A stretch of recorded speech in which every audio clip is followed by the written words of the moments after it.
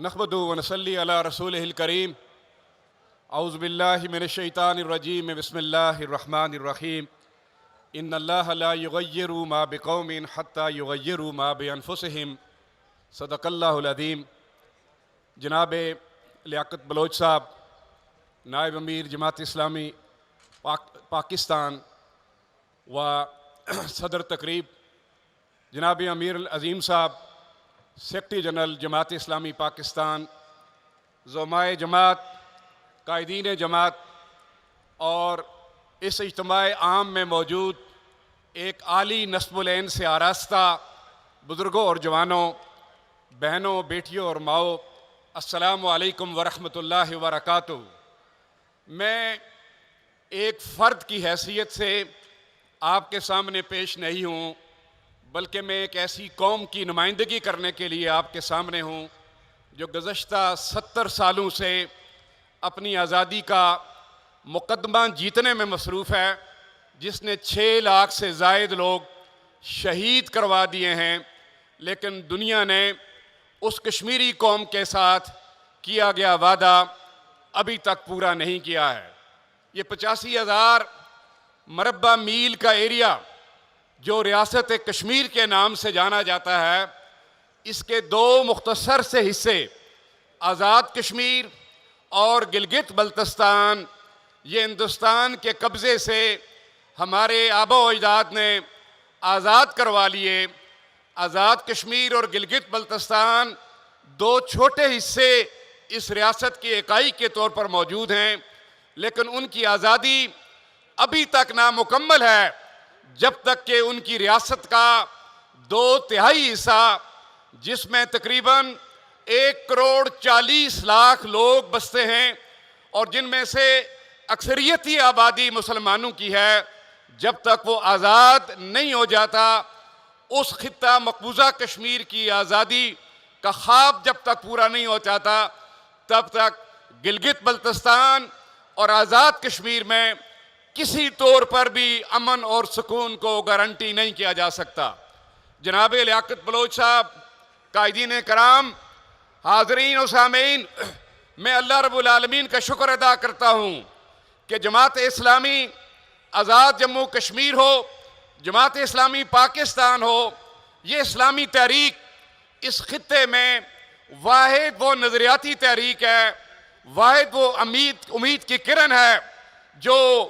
कश्मीरियों को सुबह आज़ादी की खबर देती है। और उस खातर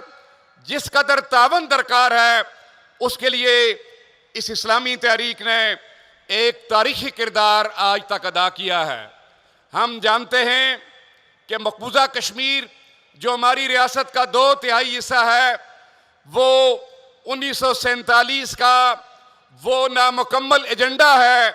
2 कौमी नज़रिया की तकसीम पर बनने वाले ममालिक का, कि जिसमें रियासत जम्मू कश्मीर जो कि वाज़े तौर पर मुस्लिम अक्सरियती रियासत थी, इसको पाकिस्तान का हिस्सा बनाने के बजाय उस वक्त के महाराजा के साथ दिल्ली सरकार ने दबाव की बुनियाद पर एक मुतनाज़ा एकॉर्ड किया, जिसको एक डूबियस जो है इंस्ट्रूमेंट ऑफ एक्सेशन कहते हैं, कि जनाब आप हमारे साथ इल्हाक कर लो, तभी जाकर आप मुजाहिदीन के बढ़ते कदम जो श्रीनगर तक आ चुके हैं उन्हें आप रोक सकते हो। और वो मुतनाज़ा एकॉर्ड महाराजा का हिंदुस्तान के साथ इंडिया पाकिस्तान की पहली जंग का बायस बना। और उस जंग में फिर ये हिंदुस्तान ही था कि जिसने अक़वाम मुत्तहिदा के दरवाजे पर जाकर दस्तक दी। और सामीन मुकर्रम, ये वो दिन है कि जिसके नतीजे में सीज़ फायर लाइन बनी और आज फिर लाइन ऑफ कंट्रोल के नाम से एक बड़ा बदनमा दाग जो इस वक्त साउथ एशिया के माथे पर है, इस लाइन ऑफ कंट्रोल ने आर पार के कश्मीरी फैमिलीज़ को जुदा करके रखा है गुज़श्ता 70 सालों में। और इस इलाके की जो रियासती इकाइयाँ हैं उसकी इकानमी को बर्बाद करके रखा है और हिंदुस्तान को खुली छूट दे रखी है कि वो अपने कब्जे में मौजूद कश्मीरियों पर इस तरह जुल्म करे कि उसने 9 लाख से जायद अफवाज मकबूजा इलाके में डिप्लॉय करते हुए दुनिया के सामने सबसे ज्यादा फौजी इर्तकाज के खित्ते की मिसाल कायम कर दी। उनको हासिल अख्तियारात जिसकी बुनियाद पर नौजवानों का कत्लेआम, टॉर्चर सेल्स का कयाम और ख़वातीन की बेहुरमती और इसी तरह इज्तिमाई कबूर जो पूरी वैली में इस बड़ी तादाद में बिखरी हैं कि वो कश्मीर का हालात अपनी जिस वजाहत के साथ इज्तिमाई कबूर हमारे शोधा की बयान कर रही हैं, कोई मुकर्रर अपनी तकरीर में मुकदमा कश्मीर को उस तरह बयान नहीं कर सकता। मेरे काबिल एहतराम भाइयों, जी वकार बहनों और बेटियों, आज का कश्मीर वो इंतहा दर्जे की मुसीबत की कैफियत में मुब्तला है। चूंकि ये हिंदुस्तान जिसने अक़वाम मुत्तहिदा की करारदादों की रोशनी में अमन को गारंटी किया था, कश्मीरियों का उसका बुनियादी हक के खुद इरादियत देने का बैनुल अक़वामी वादा किया था, वो वादा पूरा करने के बजाय हर गुजरते माह साल के साथ हिंदुस्तान अपना कब्जा मजबूत तर किए जा रहा है। हत्ता के 5 अगस्त 2019 को मोदी की फिस्तायत भरी हुकूमत ने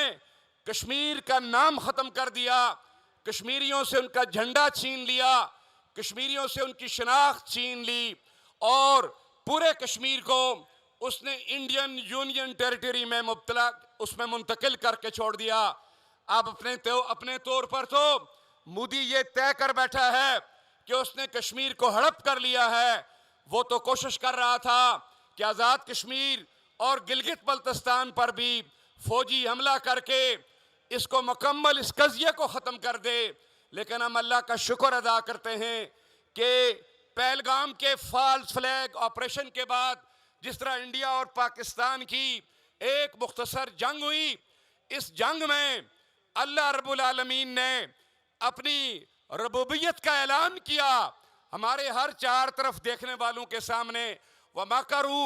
व मकर अल्लाह वल्लाहु खैरुल माकिरीन की सदा आई। फिर हमने एक नया पाकिस्तान देखा, एक ऐसा पाकिस्तान कि जो टेक्नोलॉजिकल वारफेयर में इंडिया से बरतर साबित हो गया,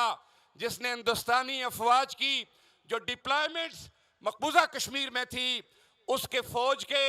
उसके ब्रिगेड हेडक्वार्टर्स थे, जिस तरह उसको नाबूद किया, उसकी फजाइया को और उसकी जदीद टेक्नोलॉजी को जिस तरह पाकिस्तान ने नाबूद किया, इस तरह इस नए पाकिस्तान ने कश्मीरियों के दिल में उम्मीद के चिराग रोशन किए हैं। अब हमारा कश्मीरी, चाहे वो जम्मू में है, चाहे वो श्रीनगर में है, चाहे वो करगिल और लद्दाख में है, वो इस बात पर यकीन रखता है कि मजबूत पाकिस्तान उनकी आज़ादी की दलील है। ये सिनेरियो रब्बुल आलमीन ने मकबूजा कश्मीर में पैदा कर दिया। लेकिन मेरे भाइयों, जीवकार बहनों, आज़ाद कश्मीर और गिलगित बल्तिस्तान का ये इलाका कि जहां श्रीनगर का रोल मुंतकिल हुआ, किसी वजह से कुछ खुफिया हाथों ने, कुछ खुफिया साजिशों ने इस रीजन को, जिसको आज़ादी कश्मीर का बेस कैंप कहते हैं, इसको डिस्टर्ब करने की ठानी है। इसमें नजरियाती और सियासी खलफशार पैदा करने की तरफ लोग जा रहे हैं। जनाब लियाकत बलोच साहब, मैं आपकी खिदमत में गुजारिश किए देता हूं कि 1947 के बाद जब प्रो पाकिस्तानी एलिमेंट ने आज़ाद कश्मीर की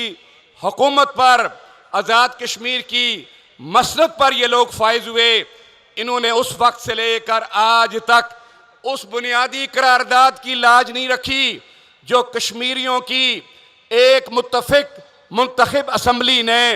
19 जुलाई 1947 को कश्मीर का कुल्ली तौर पर पाकिस्तान से इल्हाक करने की करारदाद पास की थी। जब ये लोग बरसर इक़्तिदार आए बेस कैंप में, इन्होंने मौरूसी सियासत को फ़रोग दिया,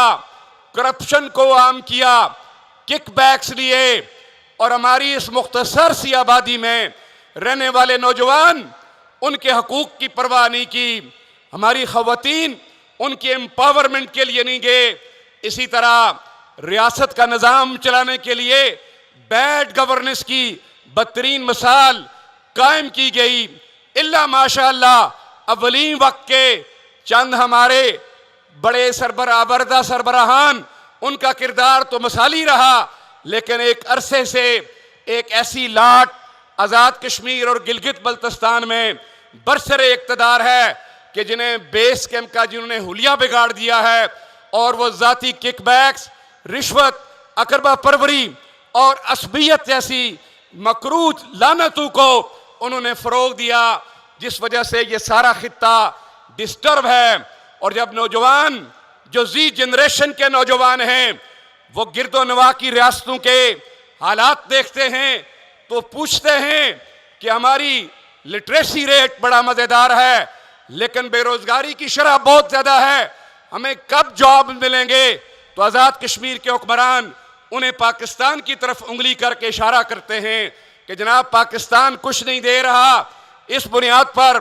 आप महरूम अल किस्मत हैं। लियाकत बलोच साहब और सामीन ग्रामी,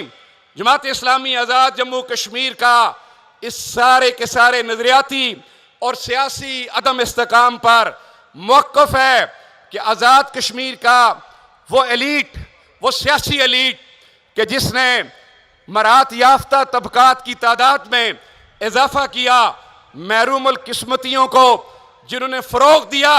उसके मुकाबले में एक मुख्तसर 10 रुकनी काबीना जब तक आज़ाद कश्मीर में नहीं बन जाती, सेक्रेटरीज की तादाद को जब तक कम नहीं किया जाता, और आज़ाद कश्मीर में 8000 मेगावाट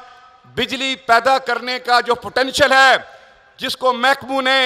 बाकायदा आइडेंटिफाई कर दिया है, जब तक वो बिजली आज़ाद कश्मीर में पैदा करने की जामे मनसूबाबंदी नहीं की जाती, तब तक हम 500 अरब रुपए सालाना पैदा करने वाली रियासत जब तक नहीं बन जाते, हमारे हालात ठीक नहीं होंगे। हम पानियों की सरजमीन हैं, हाइड्रो इलेक्ट्रिक प्रोजेक्ट्स इस वजह से नहीं लग रहे कि जनाब हमारे कश्मीरी जो 2 मिलियन से ज़्यादा इस वक्त यूरोप और बरतानिया में मौजूद हैं, अरबों डॉलर्स उनके पास मौजूद हैं, वो पब्लिक प्राइवेट पार्टनरशिप के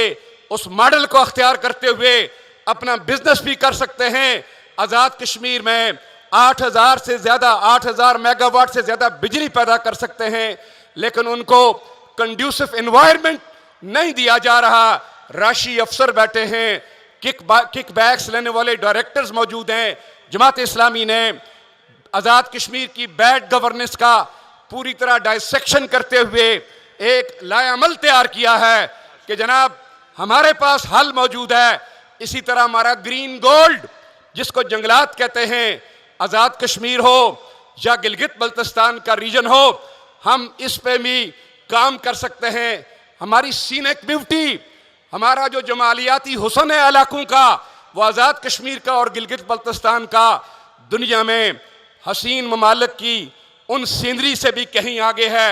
इसको हम अपना टूरिज़्म हब बनाने की एक पूरी सलाहियत और मनसूबाबंदी रखते हैं। बस हालात का तकाजा यही, आपको मुबारकबाद हो कि आपने इस इज्तिमाए आम के ज़रिए जिस तरह बदल दो निज़ाम का नारा दिया है, जमात इस्लामी आज़ाद कश्मीर और गिलगित बल्तिस्तान भी उस फरसूदा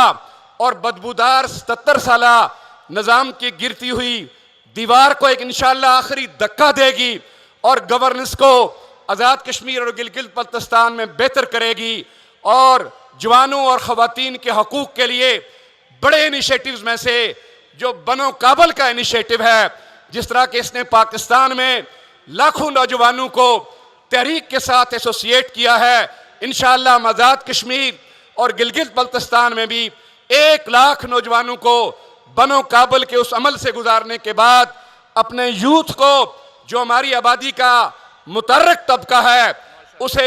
आज़ाद कश्मीर और गिलगित बल्तिस्तान के बामानी और बामकसद बेस कैंप के लिए तैयार करेंगे। जनाब लियाकत बलोच साहब और इस बड़े इज्तिमा में शरीक मेरे बुजुर्गों, बहनों और बेटियों, मेरी आखिरी बात ये कि हम आज़ाद कश्मीर के बेस कैंप को जिस कदर मजबूत कर सकते हुए करेंगे, लेकिन सैयद अली शाह गिलानी ने उम्र के आखिरी हिस्से में एक नारा देकर हमें अपने हकीकी बेस कैंप की शनाख्त दे दी थी। सैयद अली गिलानी ने फरमाया था, हम पाकिस्तानी हैं, पाकिस्तान हमारा है। मेरे भाइयों और बुजुर्गों, सैयद अली शाह गिलानी की दूर रस निगाहें ये बता गई हैं कि बेस कैंप तहरीक आज़ादी कश्मीर का सिर्फ आज़ाद कश्मीर और गिलगित बल्तिस्तान तक महदूद नहीं, बल्कि ये 24 करोड़ पाकिस्तानियों के आखिरी घर तक तहरीक आज़ादी कश्मीर का ये बेस कैंप होगा। हम जमात इस्लामी पाकिस्तान की क़यादत के पहले से भी मोतरफ रहे कि इन्होंने हमेशा तहरीक आज़ादी कश्मीर की बड़े अच्छे अंदाज से रहनुमाई भी की और उन्हें ज़रूरतें भी पूरी की। लेकिन वक्त आ गया है कि बदलते तनाज़र में बैनुल अक़वामी तौर पर कश्मीरियों के मुकदमे के इन वादों को तनफीज़ के और अमल दरामद के मरहले में डालने के लिए पाकिस्तान का चप्पा चप्पा और पाकिस्तान के ये 24 करोड़ आवाम वो 6 लाख शहीदों के खून के पहरेदार बने, ताकि पाकिस्तान की कोई भी हुकूमत हो उसका डिप्लोमेटिक डेस्क इस तरह का कोई फैसला न करे जिस तरह के गज़ा के बारे में फैसले किए जाने की साजिशें हो रही हैं। हमारा बुनियादी मौक़िफ़ है कि अक़वाम मुत्तहिदा की करारदादों के मुताबिक हमें हक़ खुद इरादियत चाहिए, वो हक़ के जो आलमी ज़मीर ने कश्मीरियों से वादा कर रखा है। बस उस हक़ को हासिल करने के लिए पाकिस्तान भर की आवाम को, OIC के मेंबर ममालिक को और बैनुल अक़वामी डेस्क को पाकिस्तान जमात ने बिलखुसूस और पाकिस्तान की हर हुकूमत ने बिलअमूम इस पर वर्किंग करना होगी। मैं आपको यकीन दिलाता हूँ कि मोदी ने पहले भी शिकस्त खाई है। इंशाअल्लाह अज़ीज़ टूटता बिखरता हिंदुस्तान जिसके अंदर खालिस्तान की तहरीक मौजूद है, जिसके अंदर मिजोरम, नागालैंड और मणिपुर की तहरीकें बरपा हैं, वो किसी तौर पर भी कश्मीर को ज़्यादा देर किसी भी तरीके से अपने ज़ेरे तसल्लुत नहीं रख सकता। हम टूटते बिखरते हिंदुस्तान को पैगाम देना चाहते हैं कि आंखें खोलो और दुनिया की हकीकतों को तस्लीम करो और कश्मीरियों को उनका बुनियादी हक, हक़ खुद इरादियत जमहूरी तौर पर दे दो, वरना आपके गिरदो नवा का मंजरनामा वो आपको हड़प करने के लिए तैयार है। अल्लाह रब्बुल आलमीन कश्मीर को आज़ादी नसीब फरमाए, पूरे पाकिस्तान को अल्लाह उनका हामी और मददगार बनाए। व आखिर दावाना अनिल हम्दुलिल्लाहि रब्बिल आलमीन।